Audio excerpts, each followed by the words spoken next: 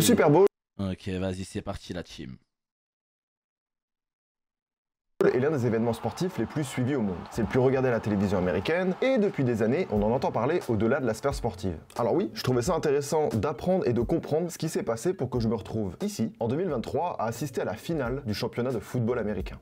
Oui, je flex. À la base, le Super Bowl est surtout un événement sportif, la finale de la NFL qui clôture la saison nationale. Et aux États-Unis, la mi-temps des matchs, c'est le moment où on cale des spectacles, pendant que le public va reprendre une petite bière, mais c'est aussi pour garder l'attention des téléspectateurs pour les matchs retranscrits à la télé. Et cette bière, si vous vous demandez... Ah putain, c'est vrai, j'ai pas pensé à ça. Si pendant la mi-temps, t'as l'un des plus grands artistes de la planète qui vient faire un live performance, les gens ils vont pas aller aux toilettes, frère. Donc ça veut dire que le pic d'audience, il doit être archi élevé. Et il y a même les fans de l'artiste qui ne regardent pas le Super Bowl qui vont venir à la mi-temps spécialement pour regarder le live performance. Il y a moyen même ça fasse autant d'audience, voire même plus d'audience. Ah ouais, j'avais pas pensé à ça. C'est des génies.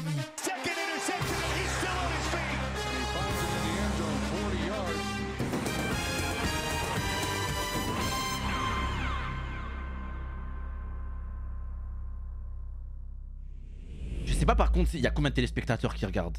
Alors, comment ça a commencé tout ça? Faut bien un début à tout. Pendant ses 25 premières éditions, la NFL avait juste l'habitude d'inviter des fanfares universitaires, des majorettes et des trucs. Et voilà quoi, fallait meubler le quart d'heure qui séparait les deux moitiés du match. Et clairement, le halftime, c'était ni attendu, ni incroyable, c'était juste... 200, 300 000. Sur l'échelle du cool, c'est sympa. Donc pendant presque 30 ans, la mi-temps du Super Bowl, c'est juste un défilé de jeunes sportifs, de petits musiciens, de danseurs, quand ce ne sont pas des associations. Alors oui, je sais que t'oses pas le dire, mais oui, c'est un peu ringard. Alors la vraie question c'est quoi le déclic qui fait que la mi-temps du Super Bowl est devenue ce qu'elle est devenue aujourd'hui? Jim Carrey. On est en 1992 et c'est la mi-temps du Super Bowl. Et comme d'habitude, il y a des majorettes, et des flocons, et des... Bon voilà. Jim Carrey, lui, à cette époque, fait partie d'une émission In Living Color, une émission de sketch sur une autre chaîne, celle de la Fox. Et du coup, ils ont eu une petite idée. Ils ont bien compris que les gens, pendant la mi-temps, ils zappaient de chaîne. Parce que, bon, bah, les majorettes, rien à foutre. Du coup, Jim Carrey et sa troupe se sont dit, on va jouer à fond là-dessus, et on va faire des sketchs calibrés, pile pour la mi-temps du Super Bowl. Avec carrément un décompte pour que les gens n'aient pas peur de rester et de louper la reprise du match. C'est brillant comme idée. Our Super Bowl countdown clock. It'll be coming on later in the show to let you know when to switch back to the second half. You won't miss any of the senseless brutality. À l'époque, c'est plus de 20 millions de personnes qui zappent et qui restent sur la chaîne concurrente pour regarder Jim Carrey et ses potes faire les cons. Après ça, les organisateurs se sont dit, quand même, il y a 20 millions de personnes à qui se l'époque. sont barrées là pendant la mi-temps sur la chaîne concurrente. Alors que nous, on vend des pubs qui passent pendant cette mi-temps, etc. C'était une catastrophe, ça les a traumatisés. Et ils se sont sentis cons, ils se sont dit, non mais non, ça peut pas se passer comme ça. Comment ça, tu zappes? Ok, on va voir si tu vas zapper la prochaine fois. À l'époque, la finale, c'est déjà l'événement sportif le plus regardé des États-Unis. En 1991, la NFL qui gère l'événement invitait déjà un boys band des années 80 pour un show sur le thème de Disney, parce qu'ils sponsorisaient le match. Mais un show, comme vous pouvez le voir, très axé Ah ouais, ils ont rien compris. Hein. autour des enfants, avec quand même, comme une sorte de prémisse, Whitney Houston qui est venue chanter l'hymne américain en début de match. C'était la première fois qu'on écoutait de la pop à la mi-temps, et ça va devenir un des éléments qui vont faire l'identité même du halftime du Super Bowl, un événement dans l'événement. Et l'année d'après, en 92, ils se sont mangés un carjacking par Jim Carrey et ils se sont dit « La vie de ma mère l'an prochain, personne va zapper ». L'année d'après, la NFL fait appel à un pro, Don Mischer. C'est un producteur et réalisateur spécialisé dans les spectacles audiovisuels en direct. Et sa mission, c'est tout simplement de préparer un concert de fou malade. Mischer, c'est celui qui a réalisé 10 ans plus tôt Motown 25, l'émission où Michael Jackson fait son premier moonwalk en chantant Billie Jean. Lui se dit que le plus simple pour éviter que les gens zappent pendant la mi-temps, Michael Jackson. Et Michael Jackson accepte. Ce show va marquer l'histoire de la musique et du sport. Pourtant, ça partait pas si bien que ça, puisque comme à son habitude, Michael a eu des exigences, du genre décaler le match de 3 heures, de façon à ce qu'il fasse nuit pour son spectacle, ou bien demander $1 million de cachet en plus en last minute. Alors non seulement le match, ne sera pas décalé, mais la NFL refuse de le payer. Même si Michael Jackson, à ce moment-là, il est au top du top, c'est le top de sa carrière, c'est The Artist, la Ligue a pour tradition de ne jamais payer les artistes qui viennent performer pendant la mi-temps. Et d'ailleurs, c'est toujours le cas aujourd'hui. Alors ça peut paraître abusé, mais il faut se rendre compte de la promo qu'un passage de 15 minutes dans l'émission sportive la plus regardée des States représente. Ah ouais? Ils payent pas les artistes? Parce qu'ils estiment que les artistes bénéficient et gagnent trop pour les payer? Après, c'est vrai que s'il y a un artiste qui vient et qu'il y a 300 millions de téléspectateurs, c'est vrai quand même que s'il y a 300 millions de gens qui t'écoutent, en fait, je dirais c'est pas juste, Mais pour Rihanna qui a fait des dizaines de milliards de streams, je me dis, est-ce qu'elle a réellement besoin de ces 300 millions de spectateurs? Après, c'est un coup de boost dans sa carrière pour pouvoir continuer encore plus, tu vois. Ouais, j'avoue, peut-être, ouais. J'avoue. Alors la NFL lui explique que sa prestation sera regardée par 91 millions de spectateurs dans le monde, et voilà, ça reste un bon argument. On estime que ça a boosté les ventes de son album Dangerous, qui, 3 mois après sa sortie, a fait son retour dans le top 10 des charts. Donc même si la NFL a accepté de faire un chèque de 100 000 $ à son association Heal the World, on peut considérer que là, Michael Jackson fait du bénévolat. J'avoue, 1992, 91 millions de spectateurs, c'est une dinguerie, hein. Et on connaît tous ces images. Lui qui apparaît de nulle part sur la scène, il claque une pose iconique qu'il tient pendant presque 2 minutes en dévisageant le public. Pour l'anecdote... Ah, il est chiant à dire ce mot. Pour l'anecdote. Anecdote. Pour l'anecdote, il faut savoir qu'à ce moment-là, putain, je l'avais bien là, fait chier. Putain. Alors ce qu'il faut savoir pour l'anecdote, c'est qu'à ce moment-là, les musiciens sur scène, ils ont pour instruction d'attendre que Michael Jackson enlève ses lunettes, c'est le signal, pour pouvoir commencer à jouer. Sauf qu'après 30 secondes de pause, voyant qu'il ne décide pas à bouger, Mitcher, qui assure la réal en direct de la mi-temps, commence à hurler dans les oreilles de Michael. C'est un ouf, Michael, il a oublié d'enlever les lunettes. Michael, il est comme ça, il est froze, il est comme ça. Bon, vous allez lancer la musique là ou quoi? Wesh, pourquoi ils sont froze? Lancez la musique, frère. Je vais pas regarder les gens longtemps comme ça fait déjà 5 minutes. Il a oublié d'enlever les lunettes, c'est une dinguerie. Qu'il faut donner le signal pour tenir le timing. C'est-à-dire que là, il a le réalisateur dans ses oreilles qui lui crie dessus, mais lui il décide de laisser 1 minute en plus, juste pour la classe.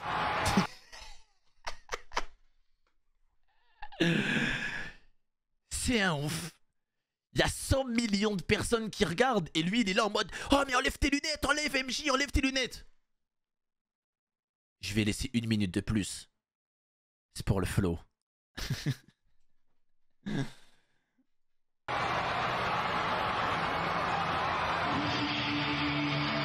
Puis là, il se lance dans ce medley mythique qui mêle Jam, Billie Jean, Black or White et Heal the World en finale. Dans un bain de foule de citoyens du monde, comme on est dans les années 90. Avec un chœur de 750 personnes et 98 000 volontaires pour former avec des panneaux les dessins dans la foule, ça dépasse clairement tout ce qu'a organisé la NFL. Ce concert devient la ref de ce que doit être la mi-temps du Super Bowl. Une performance chantée-dansée, des effets techniques de partout, fumée, feux d'artifice, danseurs et des débats sur le playback qui durent encore aujourd'hui. D'ailleurs, en ce qui concerne Michael Jackson, même si ça n'a jamais été dit officiellement, il y a de fortes chances qu'une partie du concert ait été préenregistrée. Ah.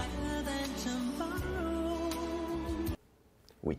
Et donc bref, tout ce que vous pouvez imaginer, c'est un immense succès, ça a même fait grimper de 20 millions de téléspectateurs de plus, ce qui a pour résultat que la deuxième moitié du match a été beaucoup plus regardée que la première. Ok, donc ça veut dire qu'en fait, il y a potentiellement la mi-temps du Super Bowl est plus regardée que la mi-temps elle-même. Ce qu'on avait dit tout à l'heure. En gros, les fans de l'artiste, eux qui regardent pas le Super Bowl, ils peuvent venir uniquement pour la mi-temps. Tu vois ou pas? Soit disant, il y a 20 millions de fans de Rihanna qui attendaient, qui regardaient pas le Super Bowl, et dès que la mi-temps elle a commencé, réveil, bim, mi-temps Super Bowl, ça regarde que Rihanna, dès que c'est fini, hop là, au revoir. Et après, il y a des gens qui restent.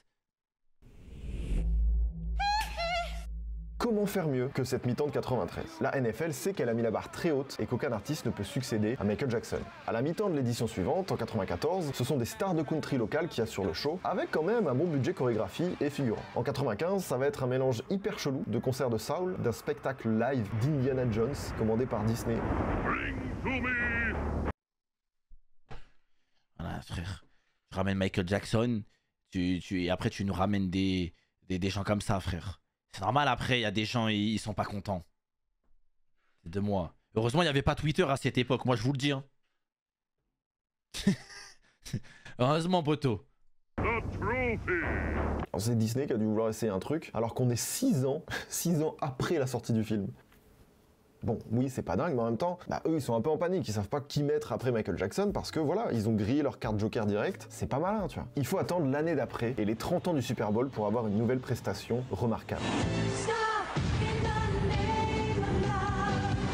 Alors, sa performance est moins connue que celle de Michael Jackson, mais en vrai, Diana Ross a livré un show de dingue. Bon, déjà, c'est une des voix qui a régné sur la soul pendant plus de 30 ans, mais elle est aussi considérée comme celle qui a découvert les Jackson 5, le groupe où MJ a fait ses débuts, ça pose le personnage. Et enfin, surtout, sa mi-temps du Super Bowl, c'est un medley chanté en live, des centaines de danseurs en figuration, 4 changements de tenue en 10 minutes et une outro où elle part dans un putain d'hélicoptère qui vient la chercher au milieu du stade. Et là, c'est très fort. Là, c'est très fort et en fait, c'est en train de poser vraiment les bases du show. Sachant que là, on a une prestation live, full live, pour la première fois. C'est pour ça que je vous disais que Michael Jackson s'était préenregistré, etc. Mais là, ça commence à être grand, là, c'est du spectacle. C'est l'Amérique, dans tout ce qu'ils font de plus grand, tu vois. Après elle, la NFL passe les années suivantes à programmer des ensembles d'artistes pour assurer le show. Les Blues Brothers avec James Brown et les ZZ. Moi, je dis ZZ Top, mais est-ce que je dis Zizi? Non, je vais vérifier. ZZ Top. ZZ Top. Il y a toutes les prononciations du monde sur internet, c'est incroyable. Les Blues Brothers avec James Brown et les ZZ Top en 97. En 98, Boyz II Men, Queen Latifah et des grands noms de la soul. En 99, Stevie Wonder avec Gloria Estefan. Ou encore Christina Aguilera, Enrique Iglesias, Phil Collins, Tony Braxton pour fêter le nouveau millénaire. Et donc, la machine est lancée, etc. Et même si ça en jette, à chaque fois ils ont un budget démesuré, etc. Pour essayer d'égaler un peu Michael Jackson, ils sont obligés d'inviter 8 gars. Ensemble à la fois, genre des artistes par package, parce que rien ne vaut le show de MJ et Diana Ross. Du coup, le souci, c'est que la strat n'est pas si bonne que ça parce que ça devient un festoche avec un défilé de stars. Et franchement, une prestation de 15 minutes, en fait, si tu fais passer autant d'artistes, t'as pas le temps de développer un truc ultra original parce qu'en fait, c'est court quoi. Et ils sont beaucoup.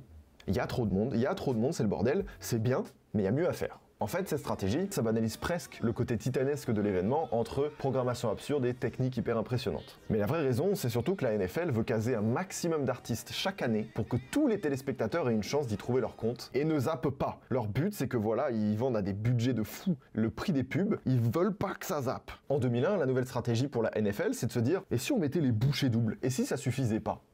Les gars qui savent pas s'arrêter quoi. Okay, that scares me. Okay. Ils vont programmer à la fois un sketch avec Ben Stiller, Adam Sandler et Chris Rock, entre guillemets les acteurs humoristes les plus bankable de l'époque, avec Aerosmith et NSYNC, un des plus grands groupes de rock des années 70-80, je connais avec Aerosmith. le boys band du moment qui squatte le top des charts. Il y avait un Guitar Hero Aerosmith aussi qui est sorti, il y avait 2 éditions pour les anciens du chat, ceux qui ont joué à Guitar Hero. C'est comme si aujourd'hui ils programmaient les Arctic Monkeys avec Blackpink, un truc comme ça. Bon, la comparaison, on va me dire, mais tu veux pas comparer c'est pour l'exemple. C'est absurde, ils veulent juste tellement mettre tout et essayer de convaincre le plus de gens possible qu'il y a autant des sketchs de Ben Stiller, qu'il y a NSYNC, qu'il y a Aerosmith. Alors certains trouveront ça absurde, mais pourquoi pas? On peut voir ça comme un passage de flambeau entre deux générations, et surtout entre deux styles d'artistes. Sauf qu'en surprise, quand les deux groupes entament Walk This Way ensemble pour conclure le concert, Britney Spears et Mary J. Blige se ramènent sur scène. Je vous avais parlé de bouchée double. Bon voilà, là c'est double. Et là, en plein milieu d'un stade en Floride, se retrouvent le passé, le présent et le futur de la musique. Rock, pop et hip-hop coexistent comme jamais ils ne l'ont fait auparavant. Merci Richu, merci pour les 13 mois. Un truc déjà ultra actuel. C'est la fête, ça rigole, il y a du fanservice comme on l'aime, à tel point que l'édition de 2001 du Halftime est considérée comme l'apogée de la mi-temps du Super Bowl. Donc si vous êtes curieux, je vous invite à aller la voir. Politique et polémique. 2002, changement d'ambiance. L'édition est marquée par un hommage à la tragédie du World Trade Center survenue quelques mois plus tôt. Alors qu'à la base c'est Janet Jackson qui était censée assurer le show, quasiment 10 ans après son frère, le contrat est rompu à la suite des attentats comme quasi tous les concerts qui sont annulés dans la foulée. Enfin pas tous. U2, c'est les seuls qui ont un peu continué parce qu'ils avaient une tournée européenne à ce moment-là. Et à cette période, U2 reprogramme une série de dates aux States, tout juste un mois après les attaques. Le groupe donne 3 concerts au Madison Square Garden de New York, le 24, 25 et 27 octobre, et ont l'idée de projeter la liste des noms des 3000 victimes des attentats pendant leur concert, où ils invitent aussi les pompiers de la ville. Et un de ces 3 soirs, un certain John Collins assiste à un de ces concerts. Et ce John Collins, justement, ça tombe bien, il est en charge de la programmation de la mi-temps du Super Bowl. Un mec, je pense, sous pression, parce qu'à quelques mois de la finale, il a toujours pas de remplaçant à Janet Jackson. Et vous voyez où je veux en venir. Quand il voit l'engagement du groupe après les attentats de 2001 et le discours anti-guerre qu'il porte, il se dit qu'il n'y a que pour assurer la mi-temps. De son côté, la NFL n'est pas hyper chaude. L'ambiance est au patriotisme et pour eux, c'est forcément un groupe américain qui doit assurer le show. Problème, U2, ils sont irlandais. Mais l'idée de projeter la liste des victimes pendant le concert sur un écran géant va les convaincre finalement à le faire. Collins va galérer quand même à trouver un projecteur assez puissant pour afficher le nom des victimes du 11 septembre sur l'écran gigantesque du stade. Ah ouais, frère. Tout pour les stats. Ah ouais, ça fait quand même la mi-temps du Super Bowl, ça ramène les groupes, et ça met un hommage à toutes les victimes à la mi-temps du Super Bowl. Comme ça, les gens ils se disent bien, oh là là, regarde, etc. Bien pour regarder. Ah ouais, ils sont forts, hein. Il galère tellement qu'à une semaine du match, il est persuadé que ça va être le crash de l'année. Mais le show a bel et bien lieu et il est considéré surtout par les Américains comme une des meilleures cérémonies de la compétition. L'arrivée de Bono dans le public, la scène en forme de cœur, le lâcher d'écran qui tombe comme des tours jumelles et la musique de YouTube. Tout y est et les retours sont ultra positifs. À tel point qu'après quelques jours, le manager du groupe va écrire à Collins pour dire qu'il se sente terriblement désolé pour quiconque jouera à la prochaine mi-temps. Une façon sympa de dire personne ne fera mieux que ça. Et justement, dans l'édition d'après, la NFL reprend sa vieille recette en invitant No Doubt et Shania Twain pour une mi-temps qui n'est pas vraiment restée dans les mémoires. Enfin si, d'une certaine façon, à ce jour c'est la dernière fois qu'un artiste country a été invité au halftime. Et si personne ne se souvient de cette édition, c'est parce qu'il faut préciser qu'elle est calée entre U2 et la plus grosse polémique de l'histoire du Super Bowl. En 2004, le tournoi accueille enfin Janet Jackson avec Justin Timberlake. Un duo qu'on n'a pas forcément vu venir, mais les deux artistes se connaissent bien étant donné que NSYNC faisait les premières parties de Janet Jackson en 98. Bref, avec aussi P. Diddy, Nelly, Jessica Simpson, Kid Rock, la mi-temps devait s'inscrire dans la lignée de ce que la NFL recherche. Une brochette de stars, un show millimétré et un spectacle d'envergure pour toute la famille. Ce qui a été le cas jusqu'à l'avant-dernière seconde du show. C'est pas... Comment ça, l'avant-dernière seconde? Merci Kozuki, merci pour les 25 mois. Merci, moi aussi, vous manquez beaucoup Kozuki. Ne vous inquiétez pas. une façon de parler, c'est l'avant-dernière seconde.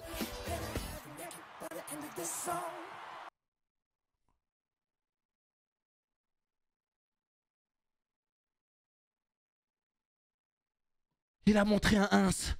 J'ai pété un câble. Il lui a arraché sa tenue, elle a montré un ins. Comment ça?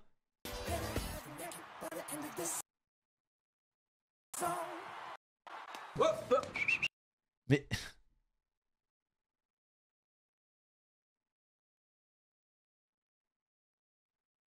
Ça... Un mec dans le chat, il a dit qu'il l'a en pas flouté, s'il vous plaît.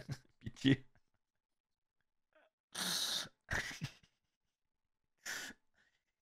Ça s'appelle le Nipplegate. Soit quand plus de 85 millions d'Américains voient pendant moins d'une seconde le sein de Janet Jackson en direct à la télé. Et ça a eu, en tout cas pour l'époque, des conséquences de ouf. Plus de 500 000 plaintes déposées à la FCC, qui est la Commission fédérale des communications, l'équivalent de l'ARCOM mais aux États-Unis, 2 procédures judiciaires entamées dans la société civile contre Janet, Timberlake et CBS, des dizaines d'actions légales entre les producteurs, les diffuseurs du show. Le Nipplegate a eu le record dans le Guinness Book du sujet le plus recherché sur Google en une journée. Et depuis ce fameux Nipplegate, la plupart des émissions qui sont tournées en direct sont maintenant en léger différé, pour éviter 500 000 plaintes. Et alors vous le savez peut-être, mais peut-être ma conséquence préférée, c'est que l'idée de YouTube est née du Nipplegate. À cette époque, tout le monde cherchait à revoir ce passage qui dure une demi-seconde, mais il n'existait pas de site pour revoir des vidéos. C'est fou. Eh bien, l'un des créateurs de YouTube a déclaré que c'est l'engouement généré par la scène qui lui a inspiré l'idée d'un hébergeur de vidéos gratuit et ouvert à tous. Et rien que pour ça, merci Janet. Alors qu'est-ce qui s'est passé? Avant sa performance, Janet avait promis que son spectacle comporterait des moments choquants. Enfin, vite fait choquants. En fait, Timberlake a expliqué après coup qu'il devait juste révéler le soutien-gorge de Janet à la fin, mais qu'en tirant, toute une partie de son bustier s'est enlevée. Et il suffit de regarder le visage de Janet, au moment où elle se rend compte de ce qui se passe, pour comprendre qu'elle s'y attendait pas vraiment non plus. Et ce petit accident n'a pas du tout empêché l'Amérique puritaine de lancer un énorme boycott complètement sexiste sur Janet Jackson. Alors là, vous êtes censé vous dire, mais putain, mais c'est pas sa faute, machin, nan, nan. Il y a eu tout ce merdier que pour ça. En fait, c'est qu'il y a une partie des gens qui ne croyaient pas en la version du fait que c'était pas voulu. Pour eux, c'était presque un peu voulu parce que les paroles de Justin Timberlake, au moment où il fait ça, elles disent ça.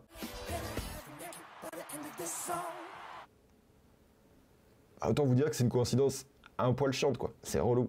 Ça dit pile ce qui s'est passé, quand même. C'est chiant de ouf, je suis d'accord.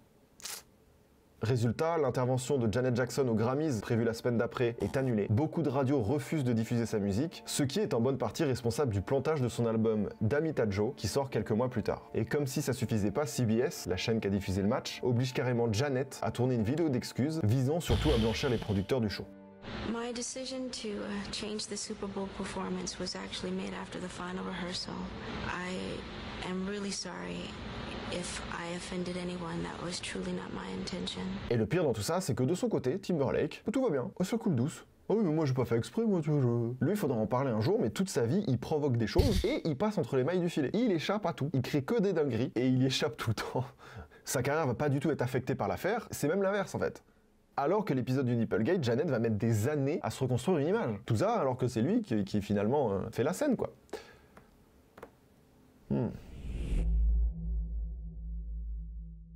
Alors, le Nipplegate a bien refroidi la NFL qui maintenant marche sur des œufs pour préparer le spectacle de la mi-temps suivante. Alors plutôt que de reprogrammer des ensembles d'artistes, la Ligue décide de la jouer safe et revoit sa recette en misant à partir de là sur des spectacles à une célébrité en choisissant des valeurs sûres. Mais quel artiste a la capacité de mettre tout le monde d'accord? Paul McCartney en 2005 et les Rolling Stones l'année d'après. Pas de polémique, pas de scandale, ça se passe juste bien même si c'est pas le show du siècle. Mais alors, ok, enchaîner avec les deux titans du rock du XXe siècle, ça suffit déjà pour ravir tous les boomers. Mais le manque de prise de risque va se ressentir vite. La NFL va même jusqu'à censurer des paroles jugées grossières des Stones. Je sais pas si vous vous rendez compte, Merci Omar, merci pour les 11 mois. Vous pouvez prôner les Rolling Stones quoi. Mais heureusement, messieurs dames, en 2007, il y a eu Prince. Prince va réussir à insuffler au Super Bowl ce qu'un événement aussi grand peine toujours à avoir, de l'authenticité. Et pourtant, c'était pas gagné, vu qu'il a plu toute la soirée. Jouer un match de football américain sous la pluie, c'est une chose, mais organiser un spectacle aussi technique que la mi-temps du Super Bowl sous des trompes d'eau, c'en est une autre. Alors nous, on se rend pas bien compte de ça, tu sais, on est derrière la télé, machin, on se rend pas trop compte de comment ça se passe l'organe d'un truc pareil, mais on peut imaginer, étant donné que le chargé de la programmation du halftime a précisé qu'il a jamais été aussi stressé de sa vie que le Super Bowl de Prince. Vu le budget et le prix qu'il y a sur tes épaules, il y a intérêt à ce que ça se passe bien. Et heureusement, Prince a assuré. Il finit même sur une des scènes les plus iconiques de toute l'histoire du Super Bowl. Alors que la pluie continue de tomber et que les premières notes de son tube Purple Rain résonnent, un gigantesque drap monte dans les airs en projetant son ombre porté au milieu du stade. C'est juste un des plus grands moments de la musique en live et une des images les plus marquantes des mi-temps du Super Bowl, sobre mais ambitieuse. Et incroyable!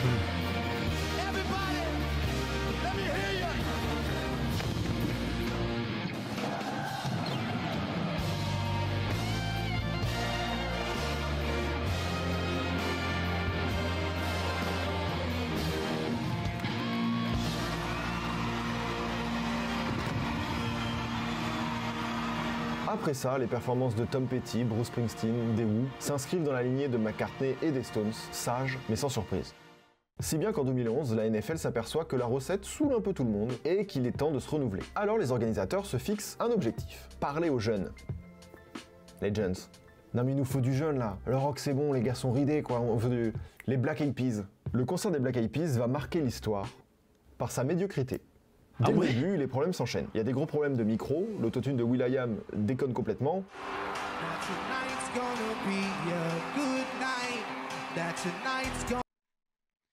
vois, tout à l'heure, quand on parlait d'autotune et qu'on disait Adele c'était une goat, c'est à cause des mecs comme lui. Tu vois? Ceux qui n'ont pas une voix de fou mais qui ont réussi à abuser de l'autotune. Et on n'entend pas la voix de Fergie.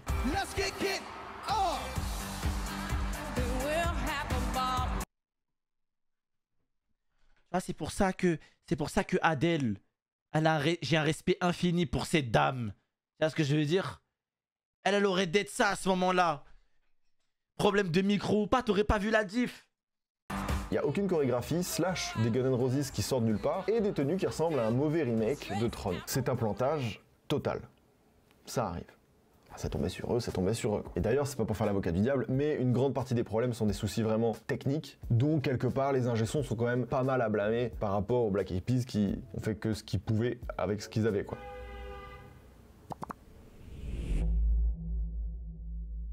Pour oublier tout ça, la NFL va avoir une stratégie qui est plus ou moins celle qu'elle applique aujourd'hui. C'est-à-dire inviter des stars internationales en reposant le spectacle sur la performance, tout en mettant le paquet sur la technique. Parce qu'on peut plus se foirer sur la technique. Sans s'interdire quelques surprises, etc. Mais la technique, c'est mort. Maintenant, on va être le plus vigilant possible sur ce truc-là. Et c'est Madonna qui va ouvrir le bal en 2012 avec un show qui lui ressemble, en playback mais à sa gloire. Avec les invitations surprises de LMFAO, CeeLo Green, Nicki Minaj et Mia. Le tout avec des figurants habillés par Givenchy, des ruptures d'ambiance, différents styles qu'elle explore en 12 minutes. Le seul petit hic, c'est le doigt que lance Mia à la caméra quand elle chante sans que la chaîne ne réussisse à le flouter. Pourquoi les gens, ils partent en couilles comme ça, frère? Pourquoi ils cassent les couilles comme ça, frère? C'est ça le problème. En fait, un doigt d'honneur, ça remet tout en cause. Parce que t'as des dizaines de pubs qui ont payé des millions et des millions. Et en gros, après, le problème, c'est que les pubs sont assimilées avec le doigt d'honneur. Donc du coup, après, les marques derrière, coup de téléphone, annulation de contrat et tout. Ce qui est très drôle, le passage il est très marrant, c'est que ça se voit qu'il y avait un gars en régie qui a essayé vite d'appuyer sur flouter. Parce que sur l'extrait, on voit que le floutage il arrive une seconde après. Bon bah voilà.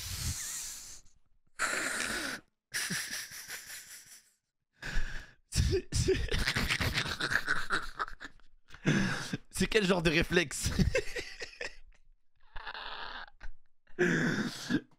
C'est quel genre de réflexe, wesh, wesh. Qu'est-ce qu'il a pris comme substance, lui? Ouais, le doigt d'honneur, il est parti depuis le doigt d'honneur. Il est parti depuis, wesh. Bon bah voilà, Mia c'est Mia quoi. Alors on n'est pas au niveau du Nipplegate en 2004, mais quand même, petite polémique un poil relou aussi pour Mia, décidément. Ça aboutit quand même à plusieurs centaines de plaintes à la FCC et un procès entre la NFL et Mia, dont le jugement est encore gardé secret. C'est un peu l'édition type du halftime de son grand show, sa petite polémique. Voilà, ça pue la merde. Il y a toujours une petite polémique de merde, il en faut toujours une. Bon voilà. La mi-temps d'après, si vous avez la vingtaine, vous vous en rappelez forcément. En tout cas, Twitter s'en rappelle, la performance a été commentée plus de 300 000 fois par minute pendant son quart d'heure. Pourquoi? Parce que pour la première fois, un casting exclusivement féminin. Raison pour laquelle Jay-Z ne sera pas sur le show. Parce que oui, c'est Beyoncé qui donne au public ce qu'il veut voir, du spectacle.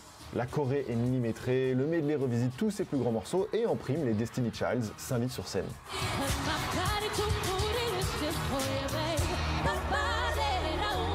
C'est techniquement une des prestations les plus impressionnantes du halftime. Pareil, si vous êtes curieux, n'hésitez pas à aller la voir. L'année suivante, Bruno Mars propose une version plus orchestrale de la mi-temps en laissant une grande place à ses musiciens sur scène, en invitant les Red Hot. En 2015, Katy Perry fait du Katy Perry. Enfin, moi perso j'aime bien, hein. Mais elle régale avec un spectacle assez hallucinogène même, qui implique un lion géant, Lenny Kravitz, un requin qui sait pas trop danser, et Missy Elliott.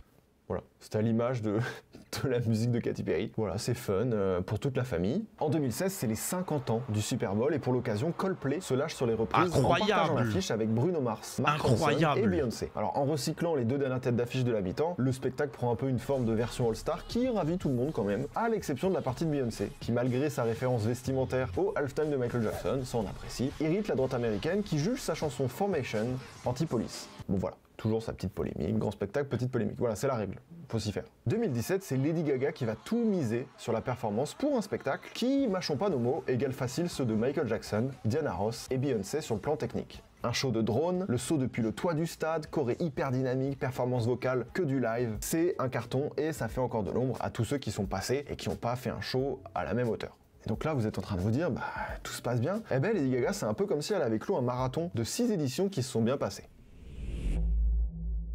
Oh. Alors même si Timberlake propose une mi-temps classe en 2018, sans invité, avec un bel hommage à Prince qui était mort 2 ans plus tôt, beaucoup ont encore l'incident qu'il a provoqué en 2004 en tête. À tel point qu'il est forcé de promettre au Parents Television Council, un groupe de censure conservateur, que cette fois son passage au Super Bowl restera tout public. Ce qu'il est, en fait, peut-être même un peu trop, sans proposer d'exploits comme Lady Gaga ou de surprises comme Coldplay. Sympa, voilà. Bon, un peu chiant Timberlake. En fait, il y a eu trop déjà. T'es obligé de nous proposer un truc à la hauteur des autres pour que maintenant on parle de Watt. Sinon, bon, voilà, sympa quoi. Mais dites-vous quelque part qu'ils s'en tirent toujours mieux que Maroon 5. Maroon 5 sont programmés l'année d'après et le passage a été décrié. Faut dire que beaucoup d'artistes dont Jay-Z ou Rihanna ont refusé de se produire cette année-là en soutien au joueur Colin Kaepernick qui était blacklisté par la NFL pour s'être agenouillé lors de l'hymne national au début d'un match en 2016. Un geste qui a été repris par beaucoup de joueurs par la suite et qui est devenu un symbole de protestation contre les violences policières sur les Afro-Américains et plus globalement un geste antiraciste. Bref, l'ambiance en 2019 c'est à peu près tout ce que la NFL veut éviter et forcément le groupe se fait torpiller de vouloir remettre la musique au centre de la mi-temps quand ça sent à des kilomètres que l'événement essaye juste d'étouffer la polémique. Au final, ça donne un concert un peu insipide que ni Travis Scott ni les pectoraux d'Adam Levine n'arrivent à sauver. C'est vraiment pas foufou quoi. Enfin surtout quand tu compares aux autres. En fait c'est dur là, ça y est. Là maintenant on commence à arriver dans des années où il y a une espèce de catalogue où voilà, si tu veux venir et marquer ton histoire, bah t'as du taf un peu là. Hein. Et si la politisation du Super Bowl en 2019 était inévitable, en 2020, la NFL elle veut vraiment l'éviter de l'éviter quoi. La NFL veut vraiment faire en sorte que la mi-temps soit juste une célébration musicale et que les gens arrêtent de l'utiliser comme un outil. Mais mon ref, t'es le show le plus suivi aux États-Unis. Si y a un endroit où il faut faire passer des messages, tu t'attends à quoi? Et pour éviter ça, ils vont dévoiler une programmation autour des cultures latines, avec Shakira, Jennifer Lopez, Bad Bunny et J Balvin. C'est une reconnaissance de l'influence de l'Amérique du Sud sur la pop, mais aussi un pied de nez aux politiques d'austérité de Trump, encore en mandat à l'époque, à l'égard des latinos. Le documentaire de J-Lo, Halftime, diffusé sur Netflix, révèle déjà la pression de dingue que l'événement met sur les artistes, mais aussi à quel point dans ce contexte, la moindre mise en scène qui essaye de faire passer un message un peu politique fait l'objet de négociations serrées ou alors se fait censurer. Malgré ça, le spectacle est quand même les bien gars, reçu. vous savez, rien à voir, hein. J'avais vu un film de Jennifer Lopez quand j'étais petit. C'est, en gros, elle est mariée avec un gars qui pense que c'est l'homme de sa vie. Et après, le gars, il lui met la misère, il fait que de la tabasser. Et elle va prendre des cours de boxe. Et elle va se faire entraîner par un coach en secret pour aller lui niquer sa mère. Vous avez le nom du film ou pas? Merci Katatsuro. C'est avec Jennifer Lopez. Et en gros, son mari, c'est un mec trop chaud sa mère et elle s'entraîne en cachette. Et à un moment donné, à la fin du film, elle fait un face-à-face avec elle. Et elle fait un pur 1v1, elle lui nique sa mère. Je l'ai revu il y a peu. Balance le blaze. J'ai vu ça quand j'étais petit, je sais plus c'est quoi. The Mother. Incroyable.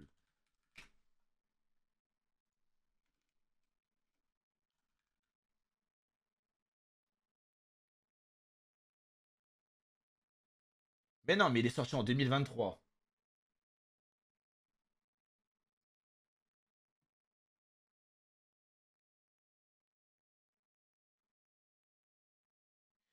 Ah, c'est la version de l'ancien film en version nouveau.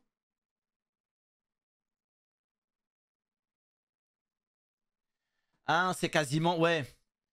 The Mother, c'est quasiment dans le même délire, mais c'est la version next-gen. Le film, c'est plus jamais. Bien vu, les mecs. Il est sur Netflix?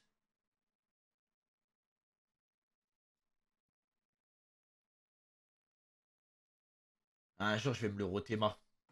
Un jour. Très bon film, si vous voulez aller le regarder. Voilà.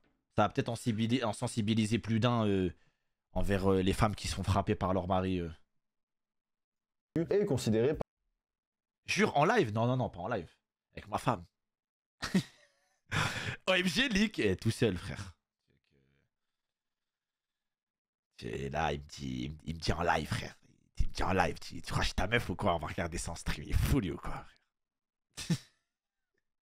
par la plupart des gens comme réussi. Et bon bah vous l'avez remarqué, on arrive bientôt à aujourd'hui dans cette rétrospective. Les mi-temps d'après verront se succéder The Weeknd, Dr. Dre accompagné de 50, Snoop, Mary J. Blige, Kendrick Lamar, Eminem, et je sais toujours pas pourquoi mais personne ne relève qu'il y a Anderson .Paak à la batterie, mais moi ça me régale, pour enfin finir en 2023 avec Rihanna. Et que des shows qui seront globalement ultra réussis, mais qui n'auront jamais l'impact d'un Diana Ross, d'un Michael Jackson, d'un Prince ou d'un Lady Gaga.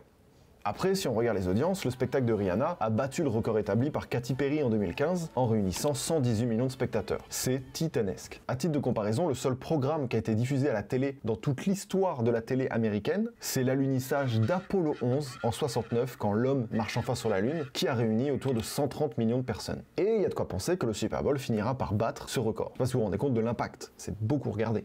Depuis à peu près 15 ans, les audiences de match tournent autour des 100 millions de spectateurs, avec un pic d'audience à la mi-temps évidemment. Avec Apple comme nouveau sponsor qui remplace... Ouais, c'est à peine 15% de la finale de la Coupe du Monde de football, frère. Bon.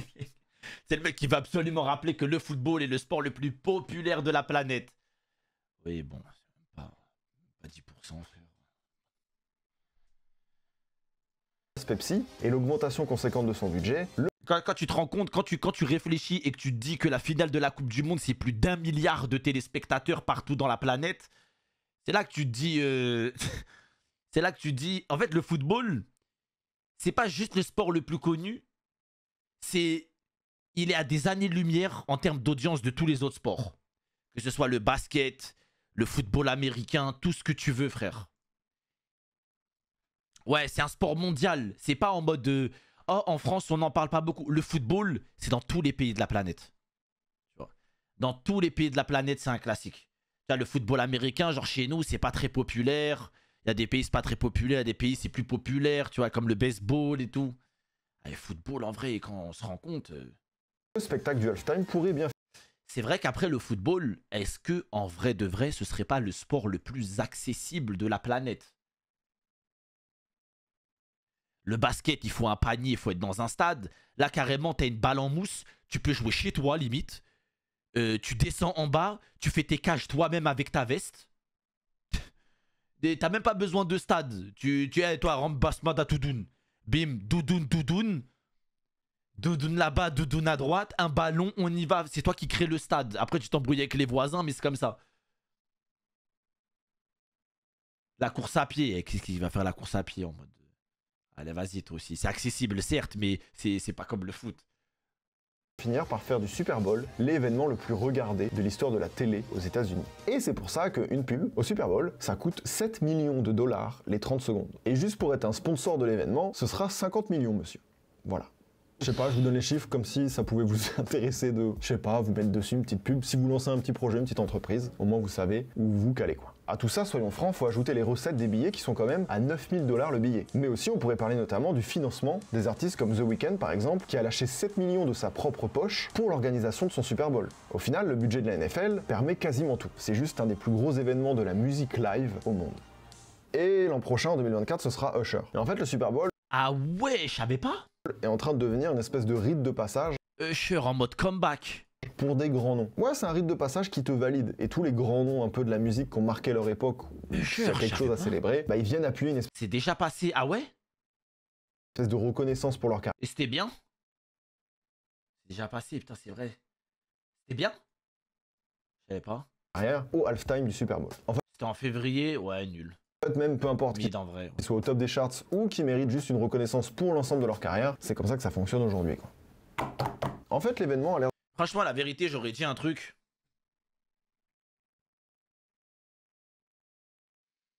Après, peut-être c'est pas dans le délire. Là, vous allez me prendre pour un fou, hein.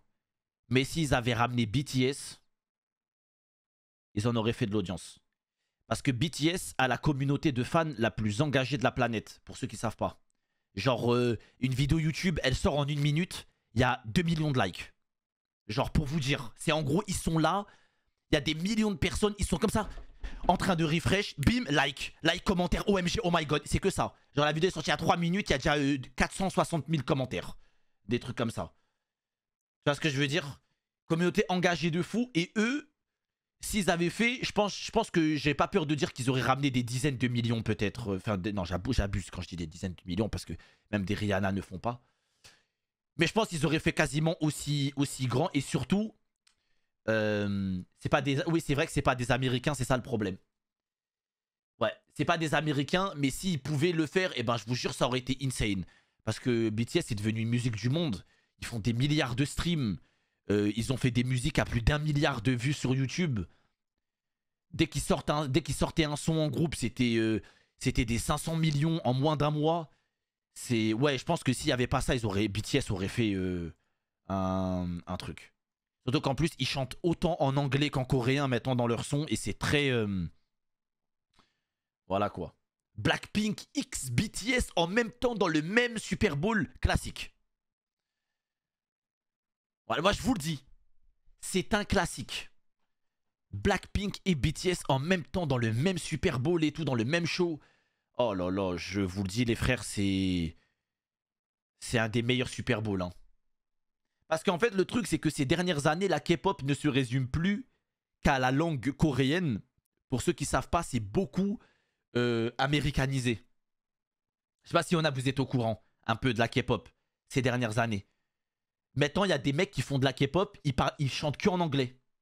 Ils chantent que en anglais. Genre, il n'y a pas un pet de coréen. Genre, Jungkook, l'un des membres hyper connus du groupe BTS, il a sorti un album solo avant d'aller faire son service militaire. Il n'a pas dit un seul mot coréen dans son album. Voilà. Un seul mot. Il n'y a que de l'anglais. Et tu as l'impression d'entendre un artiste... regardez.